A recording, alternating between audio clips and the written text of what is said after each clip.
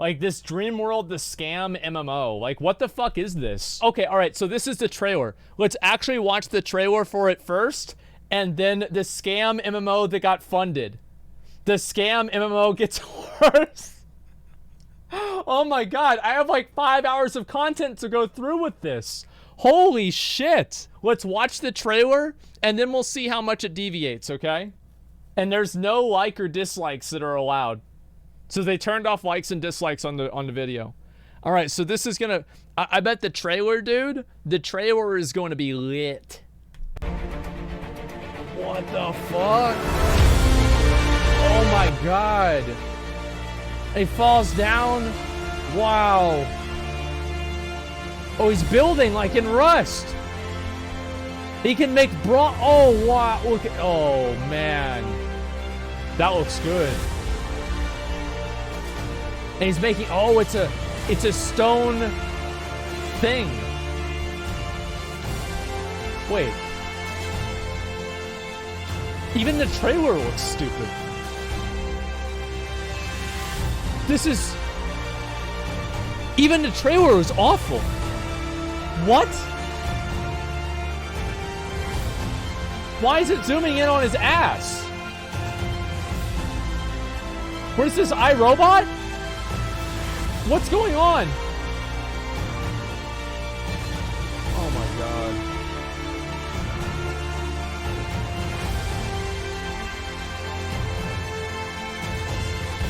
Even in the fucking trailer, the city is getting 3 FPS because of bad optimization.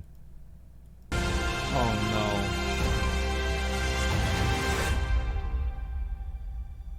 no. Join our Discord family. Everyone, every dream world. Oh, wow. Okay, all right, let's see what this is. Exposing this. Oh, there it is. Is it exposing the scam game? Yes, okay, cool. Previously on Dreamworld. Okay, so Dreamworld is a pretty long story so far, so I'm going to do an update today, but if you've not been following along, here are some cliff notes so you can be caught up a little bit. Dreamworld shows up on Kickstarter along with a bunch of paid ads on websites like Facebook, directing people to the project. Websites started picking up on it, talking about it, sharing very little critical opinion at all.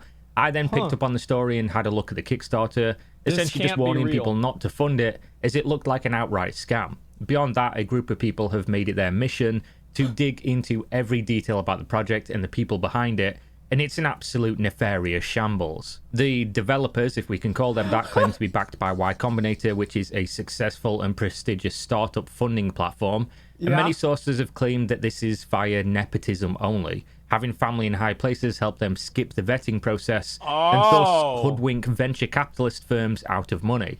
They managed to get $64,000 from the public and promised technological advancements well beyond the scope of even 1,000-man industry leaders, but with only 2.5 employees. One of those half employees left very shortly after the Kickstarter was funded, and videos started coming out criticizing the project. And of the 2 remaining employees, one of which is a serial failure in marketing, and the other is a self-proclaimed superstar ex-Google engineer.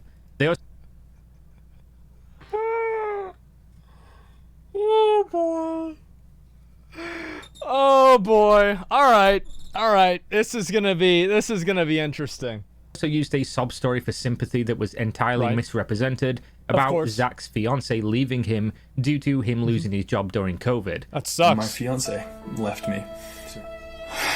My best friend Gary left me. My parents left me.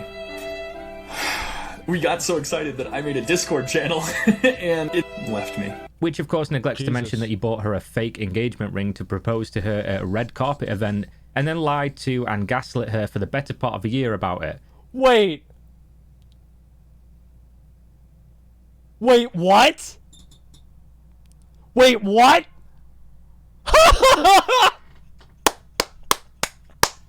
My man. Oh, dude, this is like a fucking... This is a deep dive. Wait, like, this is an actual fucking deep dive. Like, I'm just thinking about how many angles there's gonna be to this story. And it's this video too? Oh my god. All right, so his girlfriend, his fiance that he bought the fake ring for made a video exposing him. It's a rabbit's hole. Yeah, in 2 years, this is going to be an internet historian video. I'm going to watch that one too. Further proving the fact that these two cunts are like the Chuckle Brothers minus the intended comedy. So that's the cliff notes of the project so far, but check the links in the video description if you need a full background, because trust me, this is one you want to be up to date on. It's like a fucking roller coaster. So here we are again, my friends. It's been a few weeks since my last foray into the absolute state that is Dreamworld. Since then, not a whole lot has happened, unless you count the game launching into their alpha access and being universally panned by even the most stalwart of dreamers. So I'm not going to get too deep into the actual game because honestly it's pathetic. It's worse than anyone could have possibly imagined. I thought it was going to be bad, but I didn't think it was going to be this bad. So I'll direct... Bro, this makes Atlas look like wow. Like for real, this is like, this makes Atlas like, dude, Atlas is, man, Atlas was good. We didn't know how good we had it. We didn't understand our privileges. Direct you to Callum Upton's video for some particulars on the actual game. Essentially the cliff notes are as follows. The game runs like absolute shit. There's zero collision on any of the imported 3D models for the city, so essentially they're just images that you can walk through. People who bought the game were told they would be given a plot of land in the game to build on so other people couldn't fuck with them. And you don't actually get a plot of land assigned to you at the start, so they can, and you can't really play properly. Other players in the game are a floating sphere instead of an actual avatar. They tried to fix the absolutely terrible performance by adding in a kind of fog system. Yeah. But they didn't make things outside the fog stop rendering, so all they did was add fog, which was a further decrease in the performance of the game, which... Oh my god, it's like... Bro, like this is like a freshman game development project. It's like, you know, they just got out of high school and it's like, this is your first... Here you go, here's your first one. It's like you'd get a B on this in like freshman year, you know? The worst devs. This is crazy. The thing about it is like there's so much content about this. Like there's another video, it came out 23 hours ago, 162,000 views, and it actually has footage. Is hilarious. And then the biggest and best smash hit of incompetence here is of course the networking solution that they claimed was revolutionary and would house millions of users on a single server, a feat of engineering that would stun the world, is of course completely fake and doesn't exist. In fact, their networking is so basic and awful that there are 0 server-side authentications, which means essentially a 13-year-old fresh out of his first IT class could essentially absolutely ruin this game for everybody involved by just telling the server whatever he wants to happen, and the server would say, yeah, you're right, that did happen. At this point, we couldn't even call it hacking or a hacker because it's actually so easy that I'm pretty sure Cheat Engine could ruin the whole game out of the box. So they could have a cheat engine that actually just ruins everything for all players. This is so fucking insane, man. And they raise thousands of dollars. That's the best thing about it, is they're raising thousands of... Blizzard, we're looking pretty good now, aren't we? Yeah. You know what? Maybe New World isn't that bad after all. Like, this is what's so sad about it, right? Is like, you see, it's like, you know what? We're not going to play fucking the New World. We're not going to play WoW, man. Fuck this shit. We're going to play Dreamworld. And then it's like, oh my God. It just gets worse. 663 people supported this? That's insane. And that's not all. The things that were shown in the Kickstarter trailer, of course, they were all fake. So that absolutely garbage trailer that almost all of us would call a terrible attempt at a game isn't even real. The reality is much, much worse. The censorship has gotten so bad at this point that their own community members literally say that they live in fear of repercussions if they even say anything, because they ban people without warning. Let me see what it says. The haters have been banned and all the legit supporters are walking on eggshells. I love the community and I even filter what I say due to fear of repercussions. I feel only people who are truly safe from these shadow bans are backers and mods. Jesus. Jesus, man. What the I feel kind of bad for him, man. I feel bad for everybody involved. And they don't even acknowledge that they did it. At this stage, they even have an authentication process on the server, which means you have to get handed access, and the invite shows who invited you. So if you invite people who they don't like, they also ban you from the server for just inviting people. So the worst part about this is if you've backed the game, the only place to get updates on the game is on Discord. And if you even ask a question or say something that they disagree with, they just ban you outright. They don't speak to you. It doesn't have to be anything serious whatsoever. You get banned, and then you can't even follow along with the game that you paid money for. If you followed along, there was a certain individual who streams and makes YouTube videos who had backed the game heavily and did the only ever interview with Zach and Gary, asking them softball questions and essentially being there as a prop to let them spew their nonsense to the world. Dude, that must suck, man. It's like, imagine caring about a game and then realizing that it's a scam. Like, you really, really think the game is good, and then you find out that it's a scam. Yeah, it's like Fire Festival or something like that, exactly.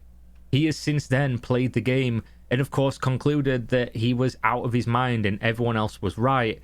Dreamworld scam. I have come to reality. Dreamworld is a total scam. 4 months of production, and they have a city with pre-made assets that have no collision. The Coliseum is a joke. The city is a joke. The PvP arena is a joke. The character models are a joke. The game is nothing but a scam, and they are going to get sued.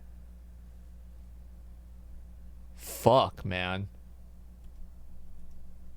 Which is something that will eventually dawn on each and every one of the people that have backed this game and that think that this game's realistic. Now, talking about the moderation of the server, it's gotten so bad that even the child mod team has revolted, with most of them leaving. And yes, you did hear me correctly. If you're new to the story here, the child mod team. Basically, Wolf, which is Zachary, went into a bunch of Minecraft Discord servers to advertise his game to his target audience. How do you do, fellow kids? Do you want to work for me for no money? Here, come moderate this for me. Come. Here, you're 12 years old? Great, it's time for your first job. All right, if anybody says anything bad about the game, ban them. You're in control. That's right, you're 12 years old. Welcome to the real world, kid. You're a man now. Oh my God. Only people gullible enough to actually look at this game and see a potential success. Besides some investors, of course. These nuts. My VC fund is considering a fairly substantial investment in Dreamworld, potentially somewhere between $100,000 and $250,000. The team just graduated from Y. This would really help to get a quick, bro. Like, they're literally lighting money on fire. Oh my God, I feel bad for him, man. This sucks. Got him! $100,000. Well, that mod team, which consisted of a 14-year-old boy, a 16-year-old girl, and a 20-something-year-old, basically have all up and quit or gone on extended breaks. Yeah. There's a bunch of screenshots floating around of mods and community members. You know, the handful of people who, for whatever reason, thought this game was the real deal, saying they're scared to even speak in the Discord anymore because they're just watching people be banned for literally no reason. At this stage, Gary and Zach just see names that they recognize from YouTube comments and ban the people. I've got people on my own Discord in my own... Bro, this sounds like a, you know what this reminds me of? It reminds me a lot of the, of like streams. Yeah, it's like a stream, but they're making a game. Mods, why be scared? It's a scam. Asmon joined our Discord. No, I'm not going to join their Discord. It's too much work. I don't want to deal with it. I'm a mod who left Dreamworld today. Most of our active mobs have basically abandoned the game. Queen's just not a fan of it. Just ditched it today. Jack is taking a 2-month break whenever summer vacation is coming up when he has more time. That makes sense because he's in 3rd grade, of course. Let's see who has more time. Yeah, okay. Sorry it's sideways, but this is a pic I took when Wolf did a live stream for three of us 2 weeks ago. Essentially, your plot size is based on the Kickstarter. So the more money you donate, the bigger you get your house. People have said during the live stream that there is a wall with just text, yet their Kickstarter video shows they already had the content placed. So where did the content go? Community who have joined the server just to keep an eye on what's going on, just to read things. And I don't know how, but they either know they're from my community or they've maybe seen them on a YouTube comment or something, and they've just been banned. They've never spoken in the Discord server. So real quick, the story about me getting banned from the server is kind of funny, and it also shows that the people running the game are actual reprehensible human beings. So when I was banned for just asking a question in the server, Wolf, which is Zachary, essentially went around for multiple days claiming he didn't know who banned me and why I was banned, but he would look into it. I've since then had ex-mods of the server confirm that they were in voice chat talking when Wolf banned me, and he confirmed that I was banned by Wolf. And then instead of owning up to it and saying, yeah, I banned him because, you know, he made videos that I disagree with and that are, you know, talking bad about our game, which is a perfectly valid thing to do, by the way. If he wanted to ban me for making videos about the game that he disagrees with, entirely within his rights. He can do what he wants. Instead of just saying that, he instead said, oh, I don't know who banned anyone, I'll have to look into it. Which, of course, then just put a bunch of flack on these children that they'd put in places like their barrier between them and the community. Because people thought that these children... Been looking into it, dude. This guy's taking a little bit of tips from other game developers. Let's just say that. He's taking some tips from other game developers. They're looking into it, guys. It's being looked into. Yeah, I'm already banned from the Discord, and I haven't even finished the first reaction video. Children, because their children were just banning people for no reason, when in actual fact it was Wolf and Gary. So not only did they recruit these kids under the guise of giving them a job eventually, which is obviously never going to happen, but they then also put the kids in the front line and let them get shit on for no reason when it's things that they themselves did. Okay, so on that note, let's take a little look through... Yeah, they're literally just using the kids as like, you know, it's like you have to handle all of this abuse and get attacked, and we're just going to sit back and let all these 12-year-olds do all the work for us. That's fucking sad. The keyhole of Zachary's career. Since I had some time recently to do a little bit of digging, I got inspired. This is the guy who calls himself a serial entrepreneur, which to me reads as a serial failure. Okay. If you call yourself a serial anything without actually ever having success in doing it, then you're basically just saying I'm really good at thinking of ideas and then failing to execute them. And while I do think failure is a required ingredient in the path to success, I don't think I'm delusional enough to brag about being a serial failure on my LinkedIn. Zachary, however, is. His first job was a freelance web developer for JB Matheson, investment firm where he... Oh no, they're pulling up his LinkedIn. Dude, this is like basically the real life version of pulling up somebody's armory. That's what's so fucking funny to me. Yeah, it's like they're pulling up the guy's armory. Apparently built their website in 2015 for 3 months. Funnily enough, you'll notice that JB Matheson has a familiar name attached to it as a partner. John Belloc. Definitely no relation to his best friend and co-developer on Dreamworld, Gareth Belloc, right? This is how the real world works, boys. Is these guys get thousands of dollars of funding, tens of thousands, hundreds of thousands of dollars of funding, even though they're completely fucking incompetent, purely based off of the fact that this guy that's actually not a moron is their dad. Like, that's how it works. This is the real world, and it sucks. Connections. I mean, there's nothing wrong with handing your relative's friend a job, but if he did design this website, which there is zero indication he did, it's actual garbage and looks like it was airlifted straight out of the 90s. Moving on, he worked as a, quote, marketing consultant for 4 months at a company called Lightning Marine Drives. You almost can't find any information about this company online besides the registration and a Facebook page with 0 likes on any of their posts. Pretty good and job. A single Google review. The website hasn't operated in years, and when it did... I mean, it's got... Well, look at that. It's never received anything besides a 5-star review. Think about that. Like, his marketing was so good, he only got... Like, they only got 5-star reviews. Think about that. That's quality, guys. Like, there's no memes at all. It had almost 0 traffic, so I can't really comment much on this one. But I'm going to guess if he did build their advertising campaign, it's hardly a wonder you can't find any of the advertising for the campaign. Next is marketing and project manager for a company in New York called Crystal Glass and Mirrorcore, where Zachary built the whole social media suite across 1 year and 5 months. You can see his happy little face here at the company on their Facebook page, which is, of course, part of the social media suite that he put together for them. And it has 0 interaction, very little followers, and no other online presence as far as I can find, aside from a website. So he did a pretty good job here for a year and 5 months, growing the social media of the business. Amazing job again, Zachary. This is where he really comes into his own, though. This is where he really earns his stripes. He becomes a CEO. He's moved up. He was working at his friend's dad's business, and then he was a marketing extraordinaire, and now he's finally coming to his own as the big dick CEO. That he always knew he could be. Introducing Courageous. What's this? Oh my god, is there an actual video? I was actually running at NYU, my freshman year of college.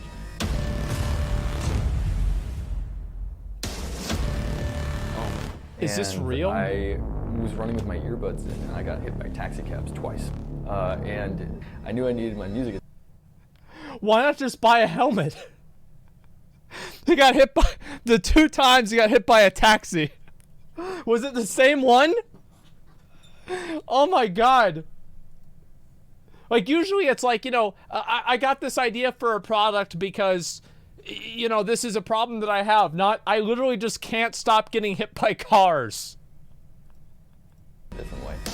So in case you missed what this man just said, his solution to being so unbearably stupid that he was running into oncoming traffic, not once, but twice while running with earbuds in, wasn't to just start paying more attention to the road, but to subject everyone around him to whatever shitty music he was listening to at all times. Wait, what? By designing a speaker that mounts to his chest. But that's not even the best part. Hey there, my name is Zachary Kaplan. I'm the CEO of Courageous Incorporated. So I think I stuck 2 old speakers in a backpack and started running around with it. And I quickly realized that whenever I'd stop at any intersection, like 5 people behind me would all sort of like stop with me and like look around like they didn't know me. And I realized that they were running with me because they really liked the music.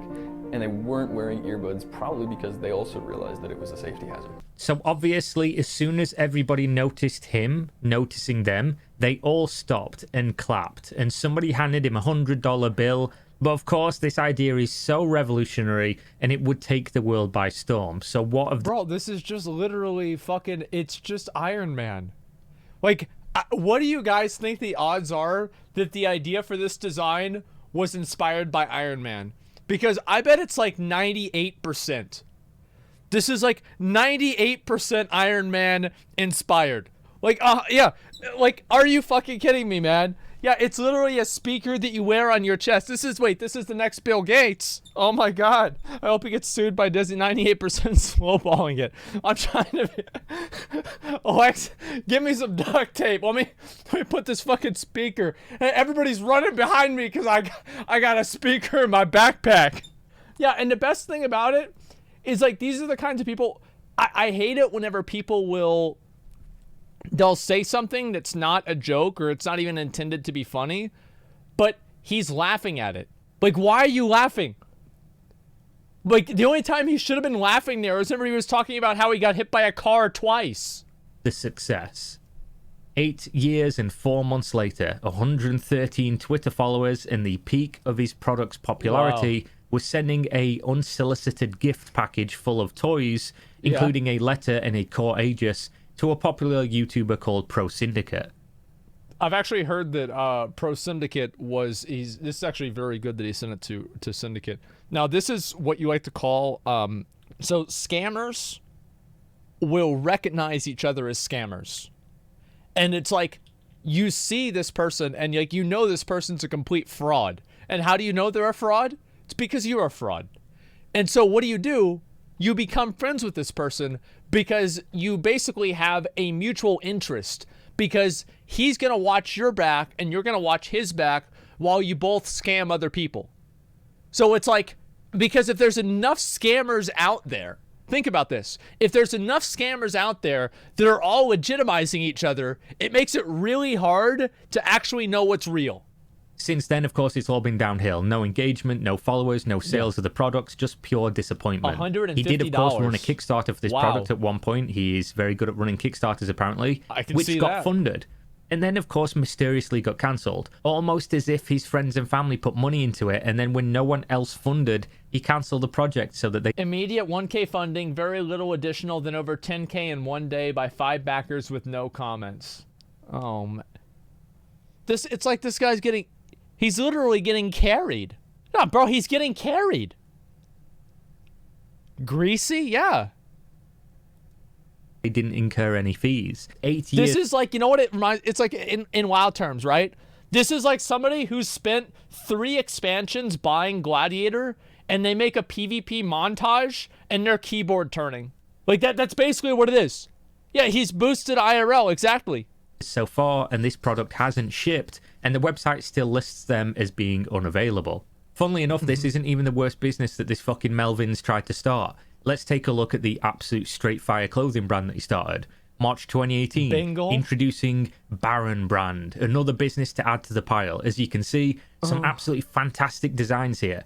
I mean, if I was 13 again and just saw my first episode of Naruto, I'd probably be super into this. Perhaps if they sold it in like a button-up shirt instead of a tee, I could then wear it and ask my friends to exclusively call me by my new name, Fireball. Honestly, though, it looks like something a middle schooler would sketch up as an idea, but this is by a full-grown man. It's actually true. Like, yeah, it's a middle schooler idea.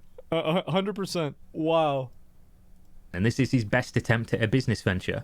He also, of course, designed the website, which is serviceable, but by the standards of most people would seem completely amateurish. And then, of course, we get to present day, where he is graduated to taking money from children and people without the faculties to realize that this is a scam. What's actually really weird and or funny is that right after the Kickstarter ended, right after they took that $64,000 from people, Zach went on holiday for quite a while. I think it was around 10 days. I mean, yeah, he worked real hard. He put out this great product, and I mean, raised a lot of money. It's time to take a break, right? I mean, to celebrate how much he's been doing and how hard he's been working. So this makes sense.